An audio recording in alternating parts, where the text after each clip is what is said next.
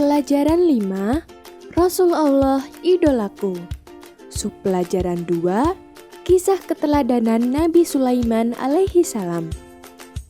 Pernahkah kamu mendengar kisah Nabi Sulaiman alaihi salam?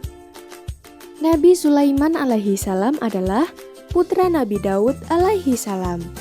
Setelah Nabi Daud wafat, Nabi Sulaiman menggantikannya sebagai raja. Mukjizatnya yang paling terkenal adalah diberinya keistimewaan oleh Allah, yaitu dapat memerintah bukan hanya kepada manusia, melainkan juga kepada hewan, angin, dan jin.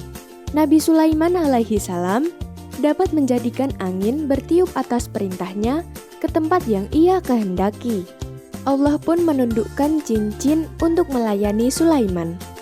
Di antara mereka, ada yang dapat membangun istana dan benteng-benteng. Ada yang bertugas menyelam di laut untuk mengeluarkan mutiara dan batu-batu mulia. Allah memberikan kekuasaan pada Nabi Sulaiman atas setan-setan yang kafir sehingga ia mampu mengikat mereka untuk mencegah kejahatannya. Allah juga memberikan mukjizat berupa kemampuan mengerti bahasa binatang. Meskipun kaya raya dan berkuasa, Nabi Sulaiman tetap rendah hati, patuh dan tunduk pada perintah Allah. Kisah Nabi Sulaiman terdapat dalam Al-Quran, Quran Surat An-Naml, Surat ke-27, ayat 15-44. Doa Nabi Sulaiman selalu dikabulkan Allah, yaitu tidak ada seorang pun yang memiliki kerajaan besar dan kaya raya seperti kerajaannya. Dari kisah Nabi Sulaiman, kita mengetahui bahwa Nabi Sulaiman alaihi salam dapat memerintah bukan hanya kepada manusia, melainkan juga kepada hewan, angin, dan jin. Nabi Sulaiman alaihi salam mampu mengikat jin-jin kafir dan mencegah kejahatan mereka.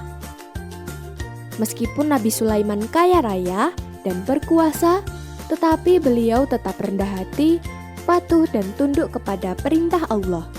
Kisah keteladanan Nabi Sulaiman alaihi salam ini mengajarkan kita untuk selalu bersikap rendah hati serta taat kepada perintah Allah dan Rasul-Nya.